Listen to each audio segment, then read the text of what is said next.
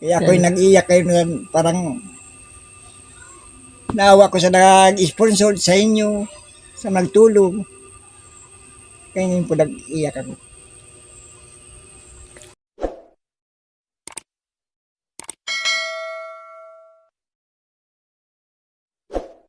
Ay, Juan, ano masasabi mo dito sa pabahay kubo sa iyo? Dahil inaalisan ka na ng karapatan ng mga Ako'y anak mo. nagugulan nga sa bahay na ito, kaya inaayos namin Mm. sa bahay na ito para maging maayos. Ayokong yung magulo. Kaya ngayon, gusto ko magkausap siya. Yung may nito na kami maging maayos. Eh kung yung nangyari kanina at galit yung anak mo. Ay sabi ko, yung tawagin yung may galit sa akin para maging maayos pa matira ko dito. May mga masawang loob sa akin. Mm. Gusto ko yung kaayusan na mag-usap. Pa kung tumirman ako ito, may mga saman loob na bawat isa sa akin ay parang natatabangan na din ako. So anong gagawin dito pag hindi ka dito matira? Ay bahala na. Kung hindi ka dito makakatira, Ay mapatiran ba siya may kwan dito. Pero maayos din yan. Maayos din yan. Inaayos na nga. eh bakit yung CR mo may udo pa, hindi pa binubruhusan? O, di ba binabastos? Binabastos na siguro. Di ba?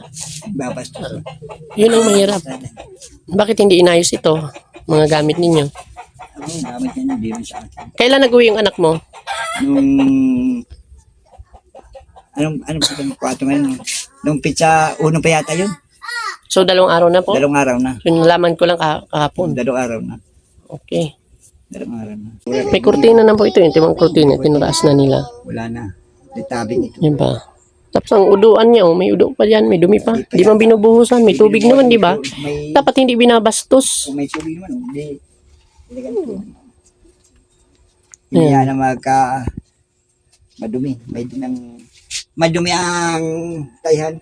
So ngayon, ang mangyayari nito, pag hindi po kami nagka-ereyos, di kami nagkasurundo, kakukunin ko talaga yun kasi di ka naman magpapakinabang pala. Wala kang Pati pakinabang. nga yan, no? Di ka na niya napapakinabangan. Wala. Binili naman yung para sa inyo, ang pangit na. Para sa akin, wala na, hindi lang Diba? pakinabang.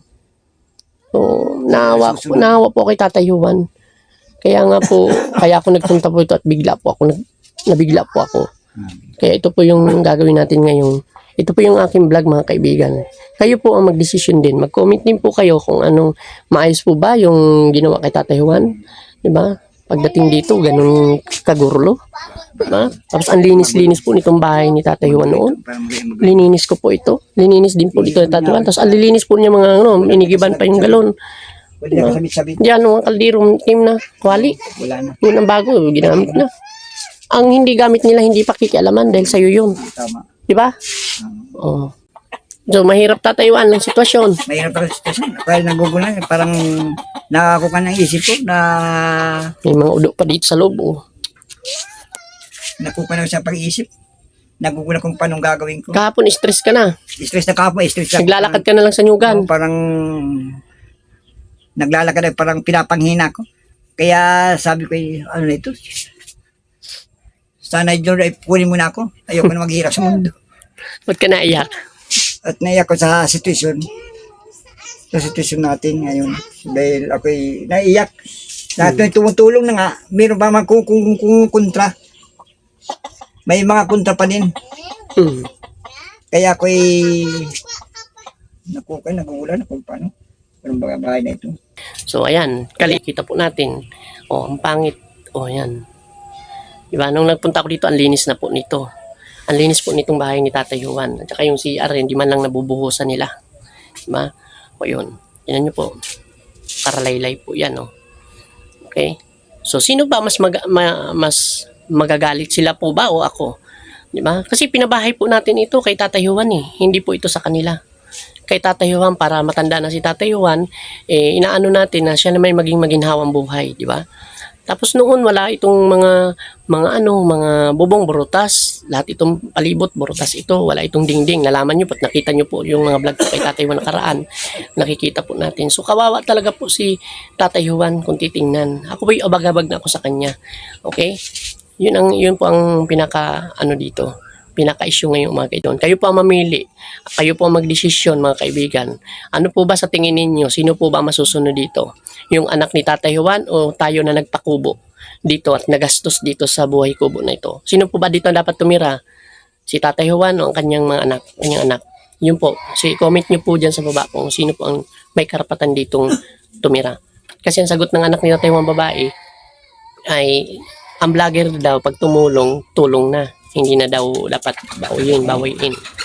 Okay? Kaya ang tanong ko, kung hindi naman si Tatay Juan mapakinabangan, eh di baklasin, di ba? Eh hindi naman si Tatay Juan ang mapakinabang nito. Tingnan nyo naman po, oh, gaano nakasarabit dyan. Ginawang sampayan lang. Kaganda-ganda nito, katatapos pa lang.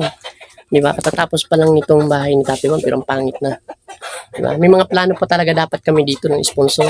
Lalagyan pa ito ng paitot para hindi siya makita sa loob. Ayan. So, yun mga kaibigan. Kaya sabi ko magbaranggayan. Walang problema kung magbabarangay. Sasagutin ko lang yung mga anak niya ng tama. Kasi syempre, buhay pa si Tatay Juan. May karapatan siya dito sa lupa na ito. Kasi buhay pa naman siya eh. Hindi pa naman siya patay eh. O, parang minawala na nila ng karapatan si Tatay Juan dito sa lupa niya. Eh, kanya ito lupa. Lupa ito ni Tatay Juan. At least kahit may karapatan pa siya dito habang buhay pa siya. Naghihirap na nga tayo ngayon ay parang pinahirapan tayo lalo ng mga sarili pang mga kasambahay. Kaya ngayon ay parang isip ko yung wala akong maisip, parang boring ng pag-iisip ko. Dahil ko nakikita kung anong gagawin ko sa buhay ko. Kaya ngayon ay nandito ako. Meron naman ay nagtutulong sa akin. Kaya sabi ko, so nagtutulong sa akin, ikaw lang bahala yung mag-adjust sa aking buhay. Kung anong dapat kong gawin.